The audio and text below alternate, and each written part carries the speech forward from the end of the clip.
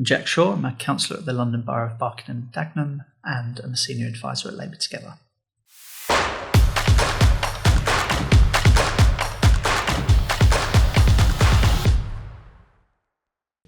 So, Jack, thank you for coming in and agreeing to do not only this podcast, but also a joint podcast with the leader of Greenwich Council, which is going to be very exciting. I know that because we've already recorded it.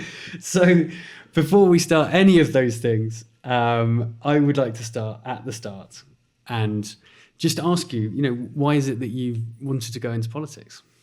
Yeah. So I'm a Barking and Dagenham boy by trade. I've lived in East London all my life. I kind of didn't really want to go into politics, actually. I suppose most people say that, and they probably say something kind of cliched like I fell into it.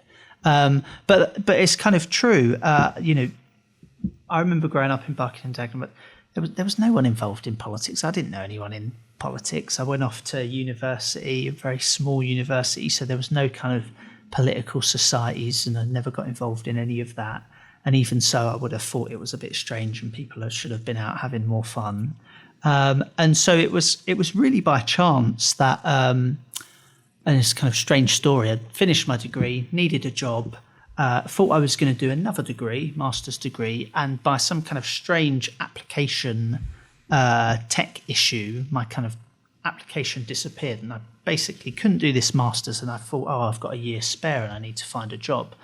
And I remember scrolling, and I kind of come across this job as an intern, actually, 12 years ago now, at the House of Parliament. And I thought, God, the House of Parliament, that'd be fantastic. And so went and interned in Parliament, and there kind of began the journey, really. And where did that journey take you next? So I've tended to spend most of my time in local government. I'm a real kind of sad local government anorak. So, I'm always carrying around the kind of nichest local government books from the 1960s. In fact, the one I just read was by Evelyn Sharp. She was the first female permanent secretary of the Ministry for Housing, Communities and Local Government. I think up until the 1990s, they were called the Department for Environment then, so there was no housing in the title. But she talks an awful lot about housing there in the 50s. And I always remember their housing targets then, which were much higher than the housing targets we have now. But nevertheless, 300,000 seems to be a kind of flashpoint over the last decade. But she talks quite a lot about 500,000 and 400,000. That's Clearly, interesting that if their targets were 500,000, they were only, the highest it's ever been, I think it's 300 and something. I don't think it's ever gone above that. And that's pretty much, the private sector is quite good at delivering consistently year upon year. So the balance, the difference between a good year where you deliver, or a bad year where you deliver 180,000 like last year, a good year where you deliver 300 is the public sector. Because the private sector tends to be 180 to 200 and something pretty much year on year. And so, if you are, as this government are, saying that they're going to deliver 300,000 homes, then you have to work out how the public sector delivers 100,000. Otherwise, you don't get there by quite a long way. And there's those famous graphs that everyone's seen of kind of public and private, and in the 60s and so on, and particularly high. But so I've spent most of my time in local government. I've worked with the Labour Party quite a lot on some of those issues, and councils. So I kind of tend to consider myself a kind of working at the intersection of developing policy in this space and kind of being a practitioner, so knowing how things are actually delivered on the ground. And I think those two have been kind of really complementary. Well, that's good that there is people that writing policy that are also experiencing have delivered it, or being delivered on the ground. Yeah. So your role with Labour Together, they are obviously quite influential, or have been, in shaping the policies of this new government. What is your role there currently, and what was it leading up to the election where they were successful in winning the election? Yeah, so I spend most of my time working on housing policy and devolution. Kind of devolution is more my expertise than housing. Actually, I've spent a lot more time on devolution, but it's incredibly instrumental to delivering homes since obviously it's local authorities and soon to be kind of combined authorities that are delivering them alongside the private sector. Before the election, I spent a lot of time in another think tank called IPPR, focusing on kind of skills actually and the role of the apprenticeship levy more specifically. But I've tended to kind of be involved in housing more through being a councillor at the London Borough of Barking and Dagenham. Specifically, I've reached the lofty heights of vice chair of the planning committee, and kind of engagement in the work that I've done outside of that on temporary accommodation. And really, I think in that sense, I'm a kind of rent a gob for policy people. So I do a lot of research and policy work on temporary accommodation. And in particular, I'm quite annoying because I send lots of freedom of information requests. So I tend to do work where there hasn't been enough data on, and I try and fill some of those data gaps. So I won't go into too much of it because it's in the podcast with Anthony, but recently looking at temporary accommodation and the length of time people have been in those places, where they've been sent, how much that's costed, and so on. Yeah, and those facts are terrifying and astounding. And just for those who don't know, could you give a description of Labour Together, what it kind of does? Yeah, so at Labour Together, we work quite closely with the government. Obviously, growth is one of its central 5 missions, and as part of that growth, housing is seen as a kind of really important dimension of that. So we've been thinking about how we can work with the government to support them on housing, and we've done some work which we published recently on kind of setting the terrain and kind of giving the government a kind of better understanding, a more granular understanding of public attitudes to housing. Yeah, and you've done 2 really interesting reports, which we will cover in the episode with Anthony, the first one of which is about, as you mentioned, the temporary accommodation crisis and the cost of that to local authorities. And then the second report was about the public sentiment to development and how I suppose, don't want to put words in your mouth, how we can make people kind of fall in love with wanting to have development to support, to end these temporary housing crises.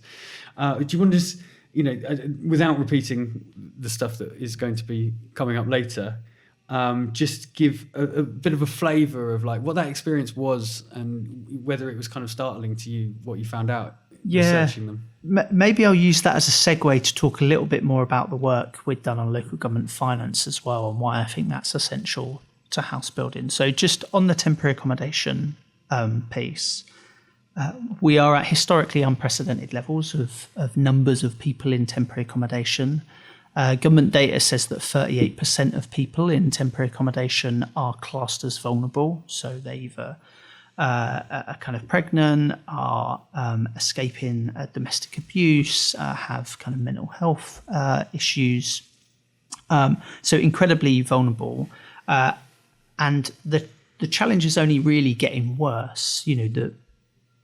The opportunity this presents is that you need to build the homes to get those people out of there, and so there's a real, as I was alluding to earlier, a kind of moral case for house building, but it's also really undermining the viability of local authorities. And so I just kind of want to touch on a piece of work that we'd done last Friday.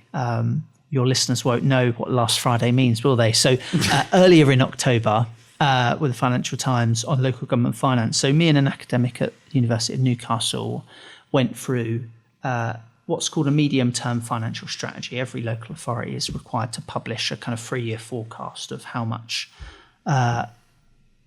deficit in this case, or shortfalls in this case, they anticipate over that period. In a kind of usual context, you'd expect them to work out how they balance their budgets. But in this case, what we found is that 96% of local authorities don't think that they will balance their budgets by 26-27 unless they take more corrective action. And in practice, they will end up cutting things or increasing the cost of things. And that's a real challenge, actually, because when we're talking about the capacity for house building, we're often talking about staff in local authorities, and we all know that local authorities have faced some financial challenges. But if you look cross-departmentally in local authorities, planning and housing in particular has been one of the departments that's lost the most staff, so that's a big challenge. But there's also a kind of wider set of questions around debt and investment. So I'm not sure how much you or your listeners know about the intricacies of local government finance, but very simply... because of Mark Bagent, who came on this podcast a few brilliant. shows ago, who spoke a lot about how local authorities are able to borrow or not against their existing housing stock. Yeah. So if you're... So I'll pick some of that. So kind of broadly speaking, councils deliver all of their day-to-day services through what they call the general fund. And then many of them will have the HRA, the housing revenue account. That's obviously where they get the rents from the stock that they have, and they spend some of that monies on the maintenance of that. If you want to build more homes, though, and you're a local authority, you will either do that by using some of the monies in that HRA, but there isn't any money in HRA accounts. Councils' HRA accounts are also kind of at risk of being unbalanced. And HRA is housing revenue accounts. Or you will borrow money. And the really interesting thing is the borrow money part, which is the more councils borrow, the more they can build. But the more they borrow, the more financially unstable they become, because that borrowing is debt, and then they end up servicing that debt and paying it back through the general fund from the other account. And so there's this kind of irony about kind of how we think about risk and debt, really, which is, on the one hand, my own local authority, London Borough of Barking and Dagenham, borrowed a lot of money to build homes, which I think is a good and important thing to do. In the process of doing that, we've been kind of penalised because effectively we've got significant amount of debt now that we have to service. And in order to service that, that means cutting services everywhere else. So the economics of house building are actually not particularly favourable to councils, which is kind of particularly interesting. Yes, they get council tax from new people that might move into the borough or move into those properties once they're built. But of course, you might also have to hire a new person to collect all of the bins on that estate, or the economies of scale might mean that you need a new lorry to pick up all of those bins as well. So it's quite a difficult financial balancing system. But the Be First is an example of Barking and Dagenham's house building arm. I mean, the original setup was they were borrowing almost for free when interest rates were low, and I suppose hoping that they'd get the whole thing done, repaid before interest rates went up. I'd imagine that gamble probably didn't quite work out in the end because interest rates went up before the programme was completed. So is that a fair assessment of kind of what happened? Well, I don't know all of the detail, but Be First have been incredibly successful. They're the largest council house building kind of company in England, if I'm not mistaken. They were generating a return that was going back to the council, which was fantastic, because that meant while we have had to make difficult decisions and still have to, it's been that bit easier because we haven't needed to make as many cuts as we otherwise would have. But also they've, of course, brought a lot of expertise to the table as part of that organisation. But you said the council are still having to service the debt now, so that some of it's come back as receipt, but not all of it, is that? Yeah, so I mean, so that will be in cases where, the council might put a significant amount of money into a project. There are other cases, of course, where, we might own the land and Be First will facilitate the development of it and speed it up. So it's only where, we're spending an awful lot buying up land or remediating land that's a kind of issue. We're quite fortunate in Barking and Dagenham. We've had a lot of spare land or brownfield land at least, and we had we've got good political leadership, so we've been able to unlock quite a lot of that. But Be First has definitely facilitated that, and they've been really helpful. The challenge is they're kind of, in some places they haven't worked. Croydon is the obvious example with brick by brick. But then there's kind of more academic or theoretical debates around, if you have a wholly owned company, to what extent are they accountable? In the way that me as a kind of councillor, I'm democratically elected, and I'm accountable through the ballot box, and people can vote me out. Yes, the council can take some decisions about how Be First functions, but it's broadly independent. So there's kind of interesting questions about different types of models which facilitate house building. Definitely. Well, I think Be First and Populo, which are both pretty similar models, are the two that were... I read an article. They're the ones that have, I think in London, built the most. Okay.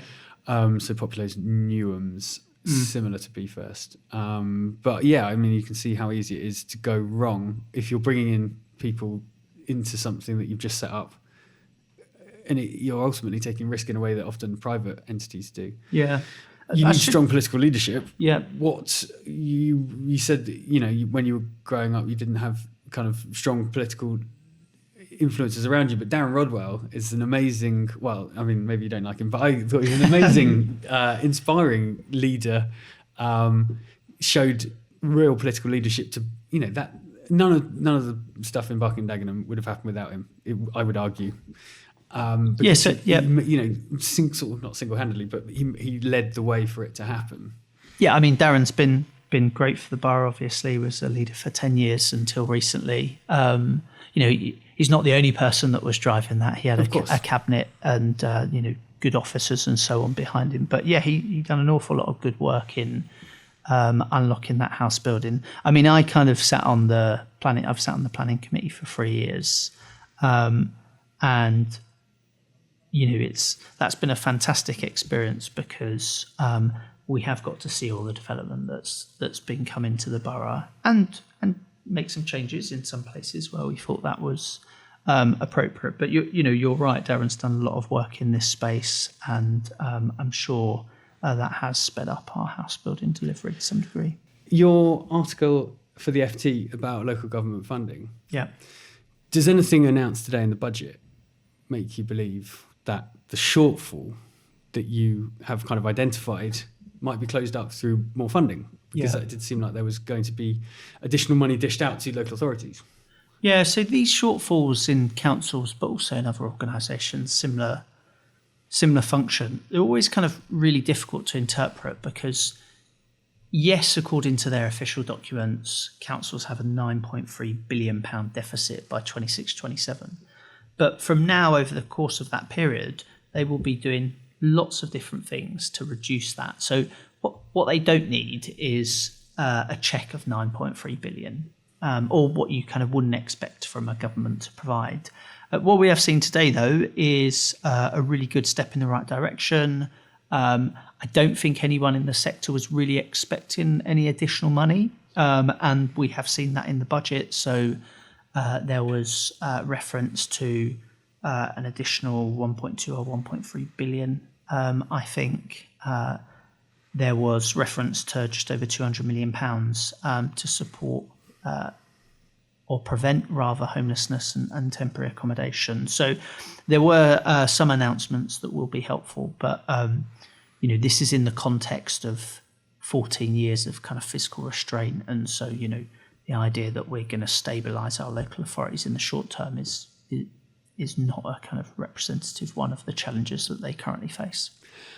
I think Barking and Dagenham is a good example of where you can, with a sort of, if you have a plan and you stick to it, over, it is quite, as you say, longer than 5 years, but probably 10 years or so, you can create significant change as long as you have like an alignment between the different tools that local authorities have.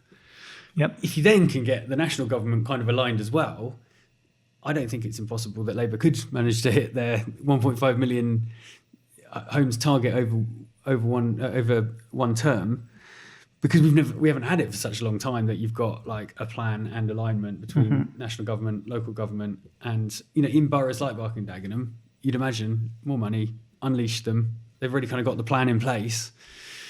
A lot can happen in 5 years because you've already got the momentum. In other places, I suppose you're going to be starting that momentum up. Yeah.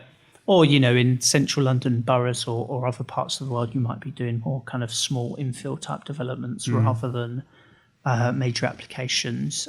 I mean, certainly in Barking and Dagenham, we've got a mayoral development corporation over in Barking Riverside. So Sadiq is kind of investing heavily over there, and there's a lot of house building over there. Certainly lots more is going up in Barking. We had a planning committee just a fortnight ago. We approved more major applications. So I think you're right that, you need the kind of alignment of capacity and capability at subnational and local level. You need political leadership. we have just signed off our local plan, for example. Again, so an updated local plan. We've got local plan, London plan, hopefully NPPF, clear national planning policy framework. Planning policy or policy planning? National planning policy framework. Yeah. So, that hopefully they are all kind of speaking to one another, as it were. I'm just going to plug one of my kind of bugbears, actually, at this point, as an example of where those plans aren't always speaking to each other. In the London plan, there is some language around cycling storage and, very pro active travel, very pro cycling storage. None of very little of the cycling infrastructure goes to Barking and Dagenham. Theoretically, cycling storage in the London plan is just kind of future-proofing what's to come. But what we have in some of our sites in Barking and Dagenham is kind of almost 50-60% of the ground floor given over to cycling storage. I know, I have to design them. It's and you have to design them. We have bike stores on the ground floor and the first floor usually. I think they disrupt the streetscape. I think it would be much nicer to have ground floor properties.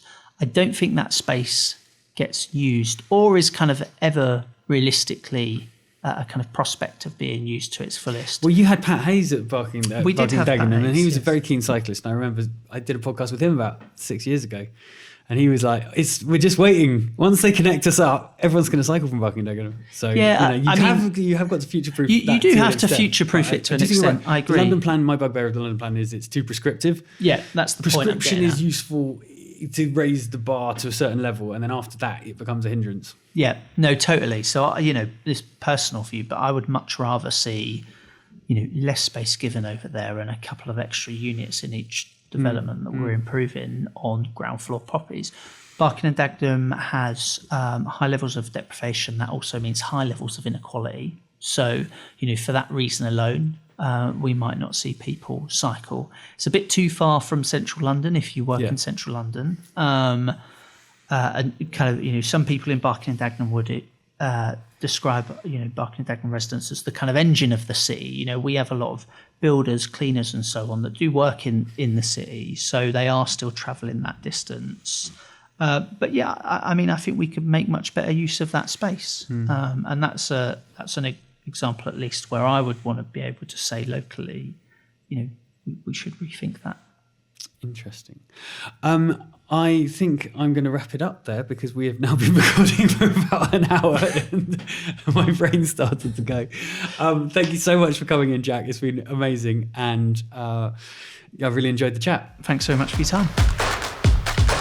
If you enjoyed this conversation and want another great podcast about real estate, investment management and development, then check out the People Property Place podcast, where Matthew Watts, founder of Rockbourne, speaks to the movers, shakers, innovators and leaders in the real estate industry.